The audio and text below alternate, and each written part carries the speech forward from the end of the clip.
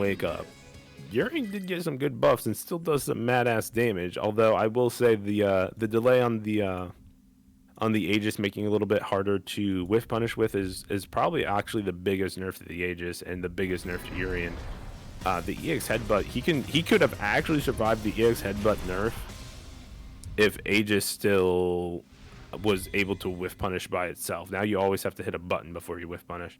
But we're gonna see the Urian. You know, I like to see Ted having that stick-to-itiveness, not willing to give up on Urian just because everybody says he's ass. Don't mean that he is. He still has phenomenal buttons. He still has phenomenal ability to combo and damage, and you're seeing that right now as Oliver is just getting taken to the corner right now, gripped and dipped one time. That's all it's going to be, but out the corner now, and Oliver can start his game. But the checks with the down jabs, it's going to get UCIT out of trouble there. But right back into it with the EX Bushin flip grab. Oh my goodness! Like, it turns out he still has the EX cherry tackle.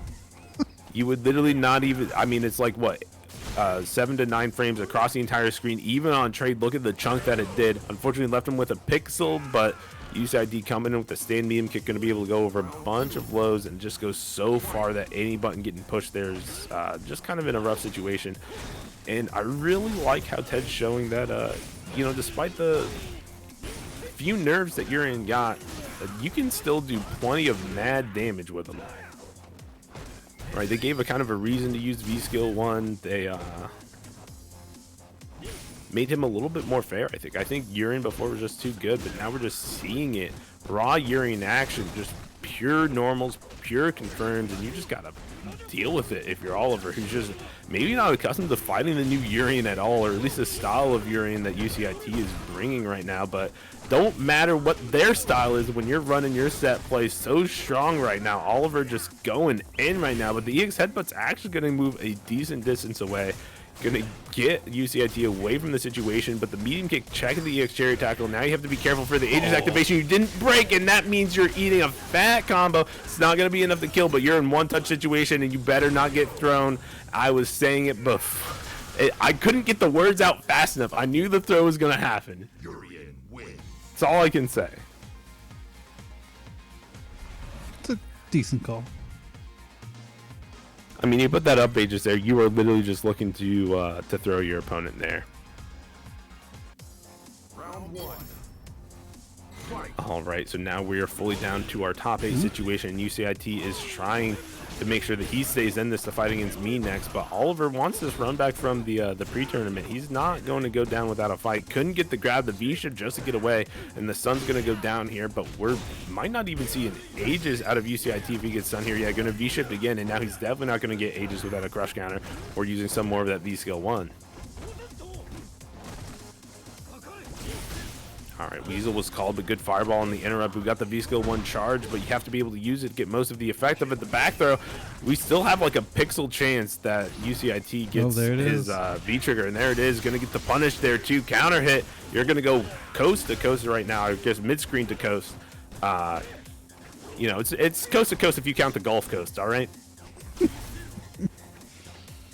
I appreciate the small laugh, but staying like it is just going to be that stanky leg that Oliver needs in order to close it out.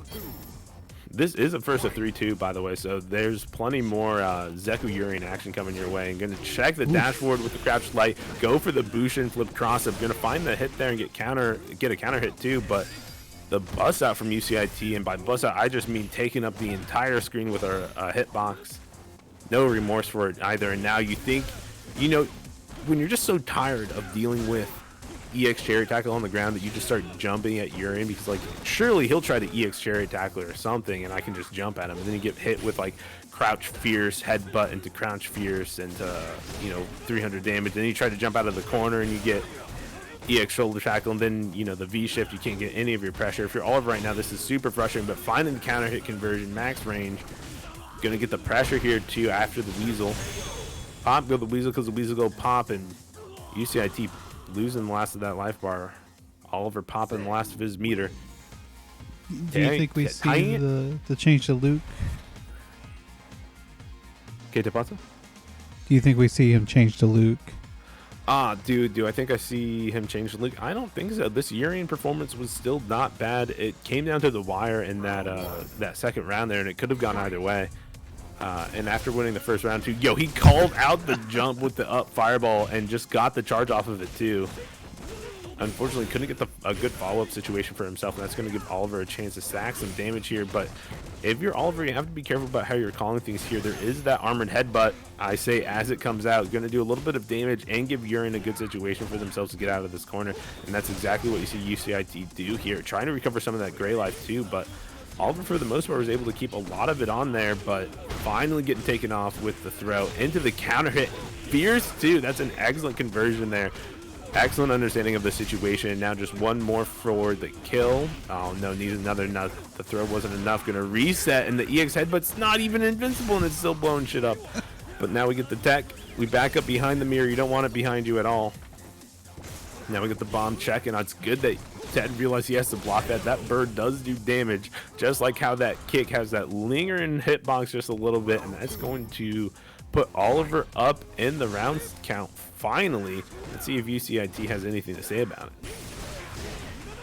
Yo, and he's speaking so loud with those EX cherry tackles. The big jump, but couldn't get the confirm, and now you're locked down here in the corner. The fastest V reversal in the West.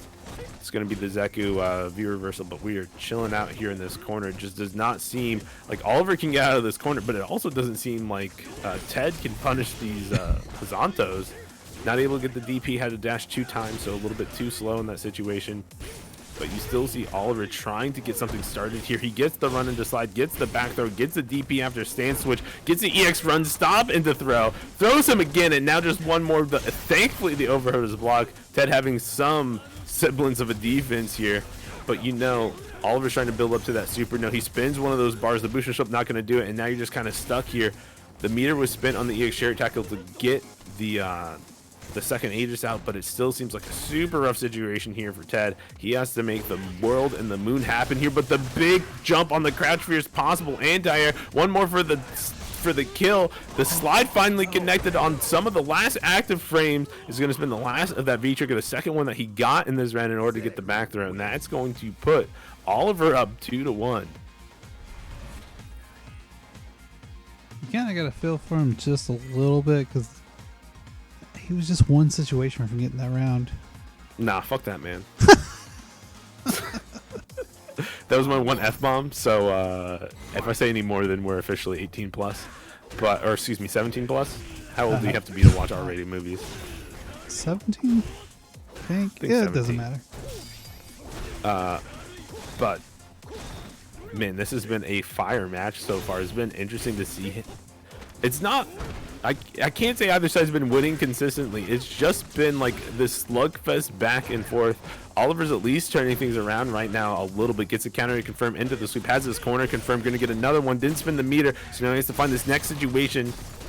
The Aegis is out. You're getting hit one time, but no confirm. And Oliver's just there checking with the jab on your walk forward. You know Ted wanted the back throw into the corner situation. Not going to happen as Oliver moves into match point. Again, if he wins, he has to fight up against me, and I'm not even sure if that headbutt has air invulnerability anymore, but Ted making it work against those Bushin flips, just keeping Oliver locked down here in this corner right now. I think what it is it has throw invul, and he's just, both times he's done it, Oliver has gone for the throw. Ooh, jump back jab, probably light headbutt attempt. At best, if not, it was just a jump back jab, which is always a safe option. But going to anti-air into the slide, into activation, but not able to get your own plus frames to use. But he's going to dash through the button from UCIT. You got to remember that dash from Zeku is fully invincible for V-trigger 1 on the second activation. So super good dash up, gets a throw. Any confirm now is going to be into super for Oliver, or he'll spin the meter here to get the mix up. But I think with having a meter, nice action, yeah, it was just going to be a little bit too hard there for Oliver.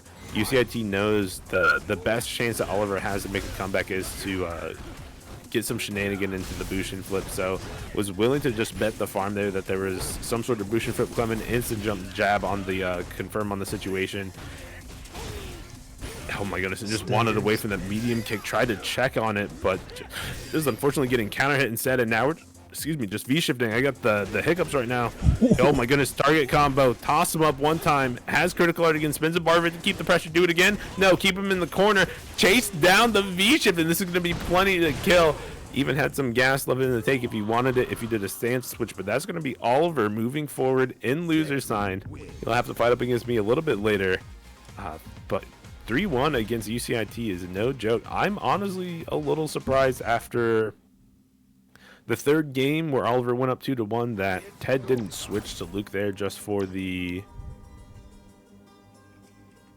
You know, he had been fleshing out that character before, so it's interesting to see that he didn't decide to continue fleshing out the character there, but maybe just trying to get, you know, more accustomed to how this newer Urien is going to play when it comes down to it, right? Because when you're in a situation where your character gets nerfed and then you're like, okay, well, maybe like you play them in ranked a little bit and you're like unsure, like, oh, maybe it's all right, you know, I can still do some things, and then you're like, well, let me really test it out, let me get into tournament, let me get to a good position in tournament and see if that's gonna work out. And it just seemed like the Urien just didn't have a lot to offer, but I don't think that really came down to the fact that Urien got nerfed too much as Zeku got buffed. Right, towards the end of the sets, it just became more and more clear that Oliver had a better understanding of what Ted was trying to do throughout the match, and was able to capitalize on it more and more with how strong Zeku is now.